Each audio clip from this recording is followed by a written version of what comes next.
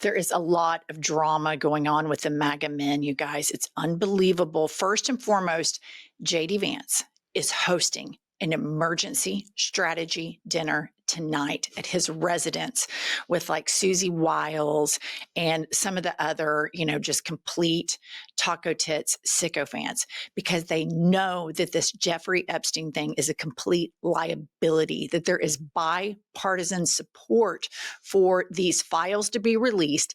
And even people within the MAGA movement are deeply believing that Taco Tits is at the epicenter. And so why JD Vance is running point on this is rather interesting to me. Put up the headline. CNN is reporting that top Trump officials will discuss Epstein's strategy at Wednesday dinner hosted by Vance. Okay.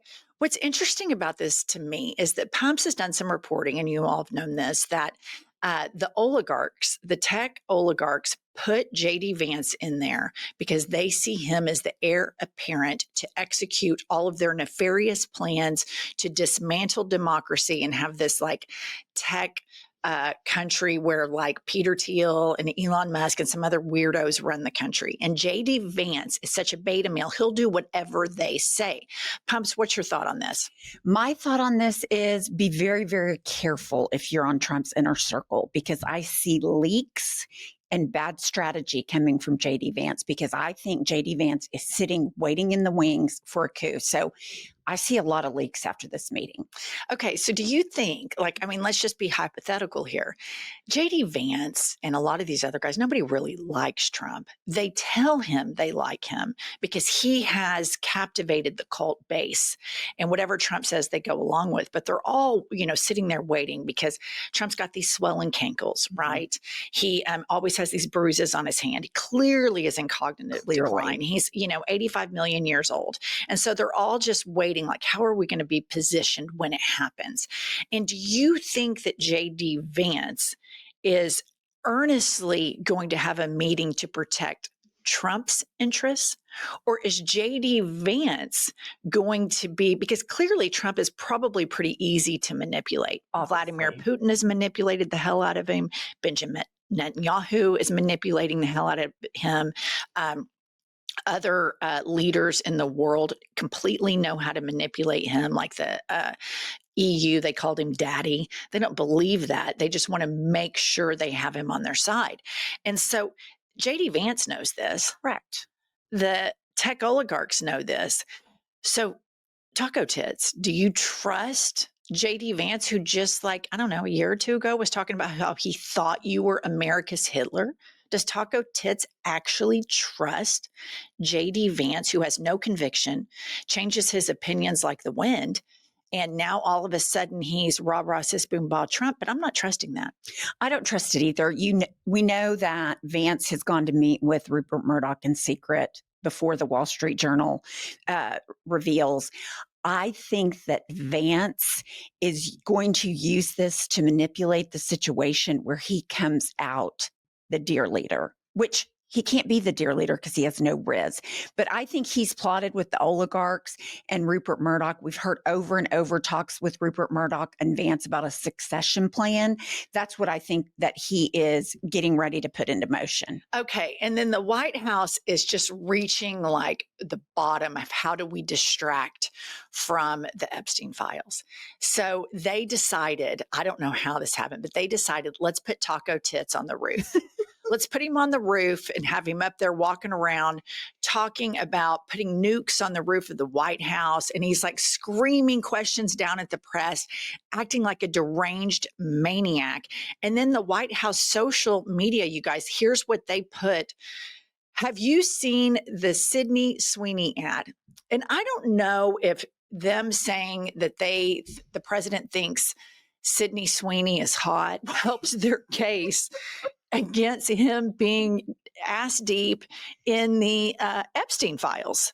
The total lack of ability to manage this situation is just absolutely stunning. Like, he's talking about Sydney Sweeney in her jeans. He was in her interview talking about Caroline Leavitt's lips. Like, oh yeah. Does he not understand that he is absolutely making it worse for himself every time he opens his mouth in the White House because he is not surrounded by competent people. They keep digging a hole that he's unable to get out of. All right. And I want to flag something I think is rather interesting. Ground News is reporting the following, put it up. Breaking. Trump threatens federal takeover of D.C. after Doge's big balls severely beaten trying to save woman from a bunch of thugs. And then Trump, the next post, Trump goes to Lie Social and he puts up after Big Balls was allegedly beaten up for trying to save people. Crime in Washington, D.C. is totally out of control. Local, in quotes, youths and gang members, some only 14, 15, and 16 years old, are randomly attacking, mugging, maiming, and shooting innocent citizens at the time knowing that they will be almost immediately released. They are not afraid of law enforcement because they know nothing ever happens to them, but it's going to happen now.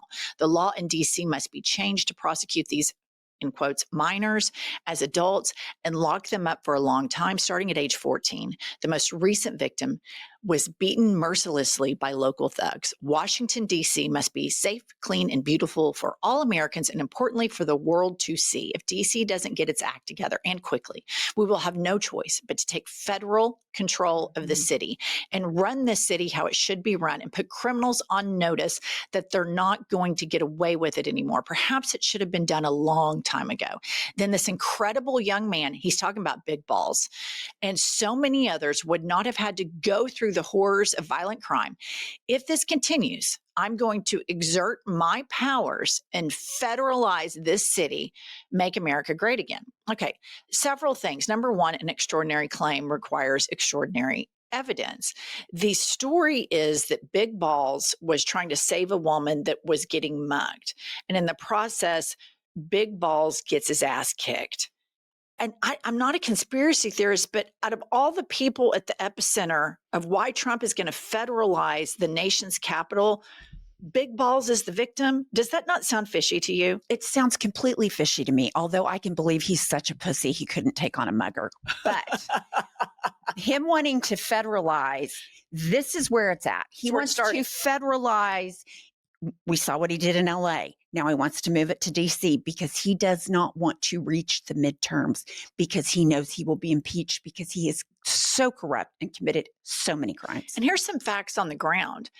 Crime in D.C. is down double digits. And this is what Republican presidents and their propaganda machines do.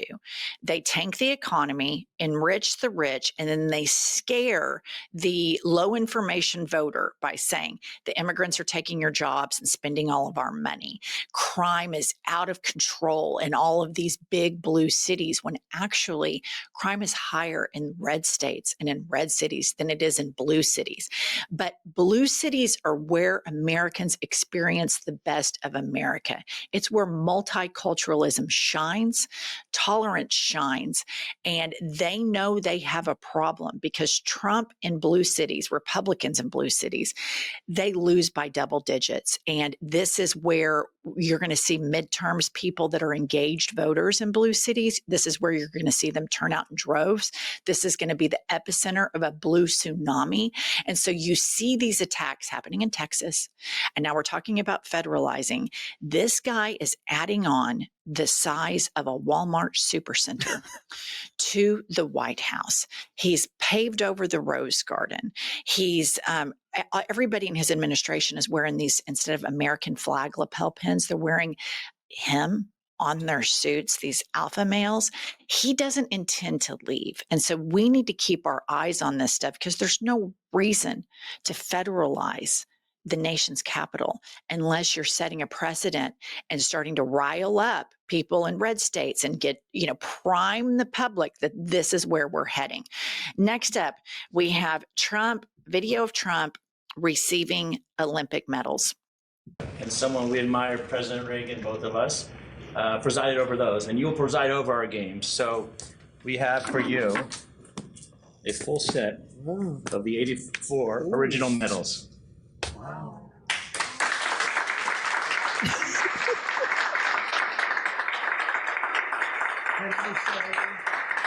Can I say that I won them athletically? Yes, sir. That would be a great Yes. honor. That's beautiful. Thank you sir. very much. Okay. So many things. Mhm. Number one, the way he is treated like a toddler. Yes. And everything is a show and tell, from an executive order where somebody has to explain to him what he's receiving. And then he marvels at it and he looks up and he raises it up and shows it. Reminds me, the only memory I have of adults or of human beings, not adults, of human beings doing that was when I was in kindergarten and first grade. Right. We had show and tell. And that's what that reminds me of. Of course, now he's so demented that now, of course, he's saying, can I tell everybody I won them athletically? So we're one news cycle away, literally one news cycle away from Taco Tits with his cankles that's cheats at golf on his wives, his taxes, everything. Hightailing it up to the roof of the Capitol, telling everybody he's a triple winner of the Olympics. That's how demented this man is. Did you see, like, he was in awe, like, I won an Olympic medal. I mean, his face was like, I did it. I mean, I was just like, that is so childish. And I couldn't help but notice just how bad the makeup is. And just the whole, like, the way they got it, we both admire Ronald Reagan. Right. It's so nauseating. It's Everything about nauseating. it is so nauseating. And of course, Trump has to ruin the Olympics. Like that right there, I'm just like, the athletes deserve better. The world deserves Right. better. But yet we have all arrived because of 77 million Americans with utter abject moral rot in their souls voted for this piece of shit. But I want to leave you all with something that we always want to keep in the news cycle. And that is, of course, how unlikable, how unfuckable, how untalkable, how unfriendly, how un-everything Senator Ted Cruz of Texas is. And I want to put up this tweet here. Ted Cruz tweets, during his 4 years in office, I never spoke to Biden, not once. I don't know who was running things, but it wasn't Joe Biden. And Skylar Johnson on Twitter responds, Biden understood something fundamental. No American, no matter who they are or where they are from, should ever be forced to speak to Ted Cruz. And I just want to leave you all with that because that is so important. Nobody wants to talk to Ted Cruz. Nobody wants to fuck Ted Cruz. Nobody likes Ted Cruz because Ted Cruz sucks. And Ted Cruz is the guy who parades around after Taco Tits told Ted Cruz his wife was ugly and your dad killed JFK.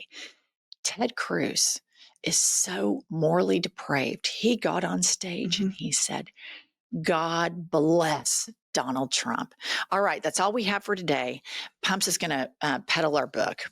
Here we are. This is Life is a Lazy Susan of Shit Sandwiches. It's a great read. Pick it up anywhere. We have a link in the show notes. And if you want to hear our lovely voices, you can listen to it on audio. Please subscribe. We're almost to 1 million, you guys. And Pumps is leaving tomorrow for Maine, and I'm afraid that it's going to happen I know I'm going to be sad while if it you're happens while I'm gone. I gone. know. We'll figure out how to do it live Yeah. together. All right. Subscribe if you haven't already. We'll see you later today.